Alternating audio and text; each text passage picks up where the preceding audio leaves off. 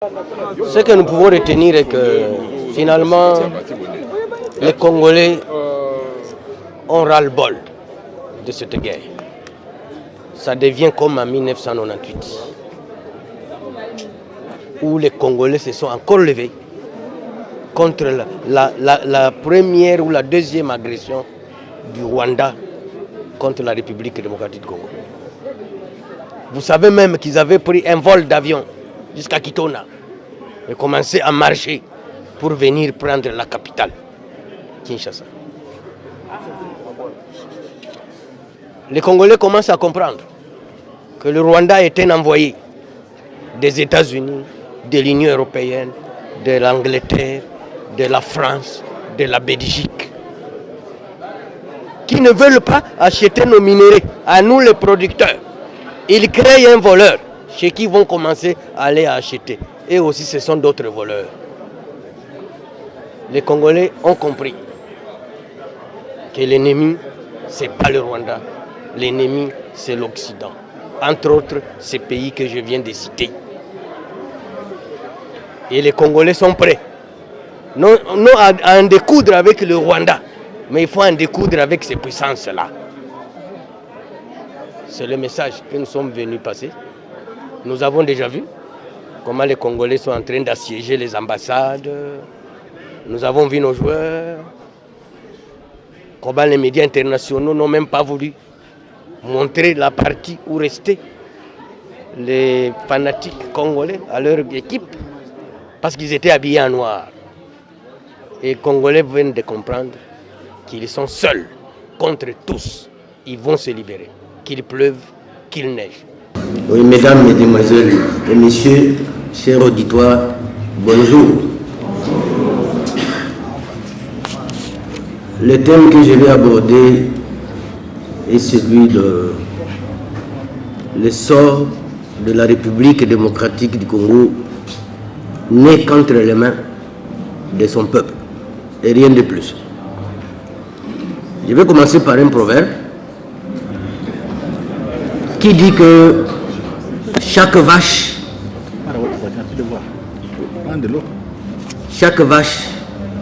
finit par supporter sa bosse.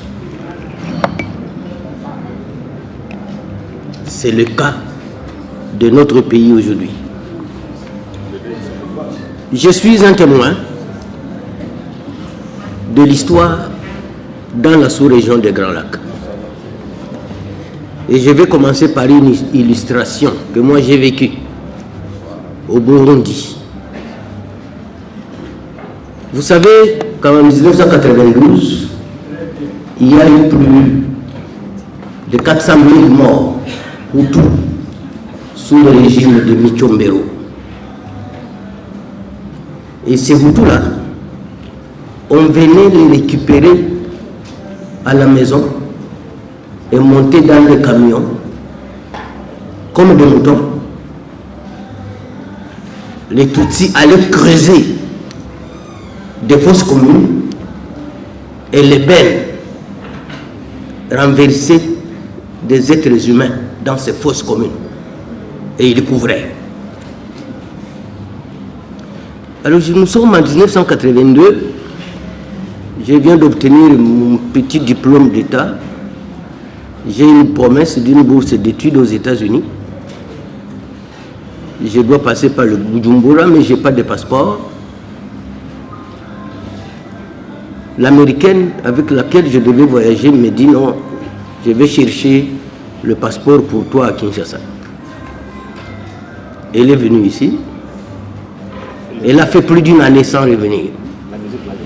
Alors moi, je me fais engager comme un petit enseignant dans une école privée. Et on me donne les cours de français dans 2 classes de 6e. Ma première journée d'enseignement, j'entre dans la salle de classe. On me présente le directeur. J'ai 22 ans. En regardant dans la salle, je trouve qu'il y a de plus âgés que moi. En 6e année primaire. Alors je me mets à écrire la date au tableau. Je mets mon sujet à enseigner. Le peu de temps que j'ai tourné le dos au tableau, j'ai tourné le dos aux élèves, moi écrivant au tableau, en retournant, je me rends compte que 3/4 d'élèves sont sortis. Ils ne peuvent pas être enseignés par un enfant. Les peu qui restaient dans la salle, une dizaine, moi je me suis mis à donner mon cours. Bon professeur de français. Mais ceux qui sont sortis attendent dehors pour attendre la récréation. Et poser maintenant la question aux autres. Qu'est-ce que l'enfant là a dit? Les autres disent, il enseigne très bien. Quand on rentre en classe, une bonne partie revient. Alors j'étais curieux de savoir pourquoi ce mouvement. Ce mouvement consistait qu'aucun Hutu ne devait accéder à l'école secondaire. Ils doivent se limiter en 6e année primaire. C'est ainsi que tu quittes la 5e année primaire, tu vas en 6e, tu doubles de classe, le triplement est interdit, l'année prochaine tu rentres en 5e, tu y passes encore une année, et l'année qui vient, tu reviens encore en 6e, la barbe pousse. Tu es obligé d'aller faire autre chose.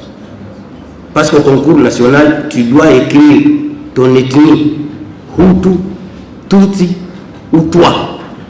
Et seuls ont accès à l'école secondaire les Tutsis. Est-ce que vous sentez le degré de cruauté d'un être humain?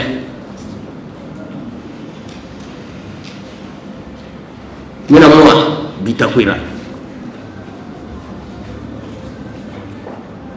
mon père a été égorgé vif en 1966. J'avais 6 ans. J'ai vu chez moi des gens fuir chez eux. Ils fuient la guerre, ils fuient la famille, ils viennent, ils parlent le Kinyarwanda.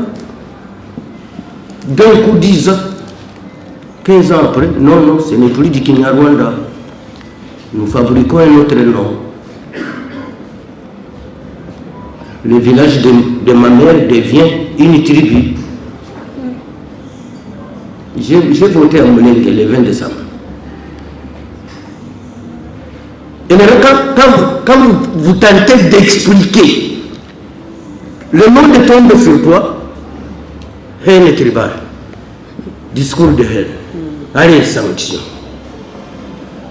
Mes chers frères et sœurs,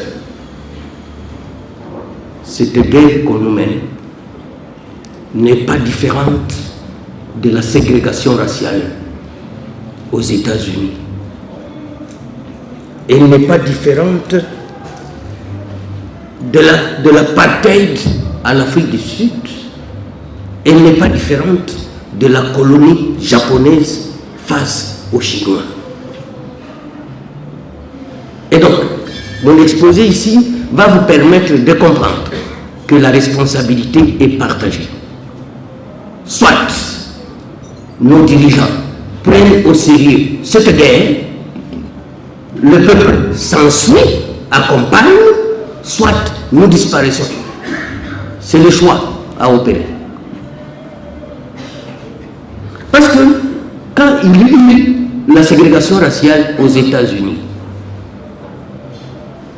si Martin Luther King n'était pas né, ne s'était pas levé, il n'aurait jamais pris fin. Jamais. Bien comme dit le professeur Kabongo, il y a encore ces séquelles, mais toutefois, on a quand même eu un président noir aux États-Unis. C'est la victoire du combat de Martin Luther King. Quand je vois des petits magiciens devenus pasteurs ici, en train de jouer avec le peuple, sans sans penser à notre avenir, si j'étais décideur, je les amènerais tous à Ngenga pour aller prier là-bas. Je les amènerais tous à Ngenga. Parce que l'ennemi a plusieurs stratégies. La stratégie de distraire. La stratégie de distraire. Pour que vous oubliez ce que vous êtes en train de subir. Et il n'y a personne pour amener le peuple. Attention, qu'on ne distraie pas. Nous sommes en guerre. Mao a créé cette brigade-là. On te trouve au JB, au Fali, au Werasol, au 6 mois de prison. Tous les yeux braqués sur Bunagana. Quand est-ce qu'on va libérer Bunagana? C'est pour quand? Monsieur le Président, vous libérez Bunagana quand? Vous avez besoin de quoi? Vous manquez quoi?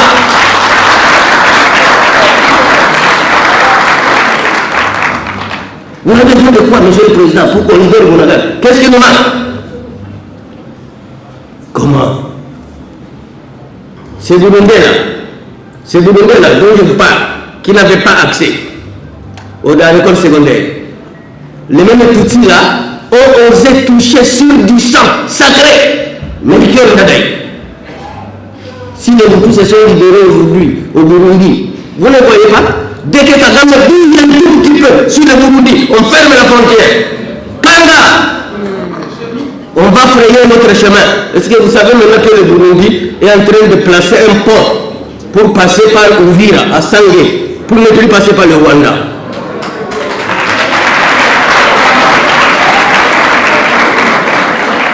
Ici, on ne va pas les oreilles, que nous sommes morts à 15 millions, on n'a jamais fermé la frontière. On n'a jamais rompu les relations diplomatiques. Dans quelle guerre nous sommes? Dans quelle guerre nous sommes?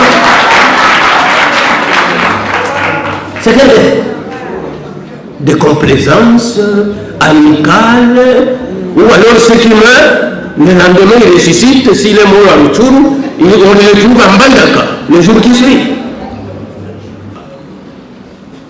Et nous devons pousser les dirigeants à comprendre à la même dimension que nous, que l'ennemi n'est pas aussi fort comme on le prétend. Il n'est pas aussi fort comme on le prétend. Nous avons les racines de ce qui nous mène la guerre, ici. Heureusement que déjà la tendance, j'ai vu que les gens commencent à aller assiéger certaines ambassades. On ne va pas les assiéger, on va les fermer.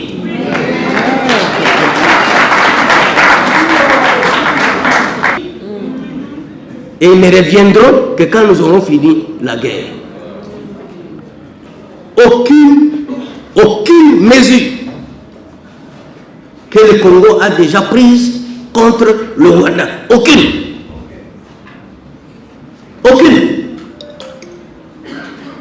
Donc, même quand on nous tue, notre gouvernement fait semblant qu'on ne nous tue pas, on nous parfume.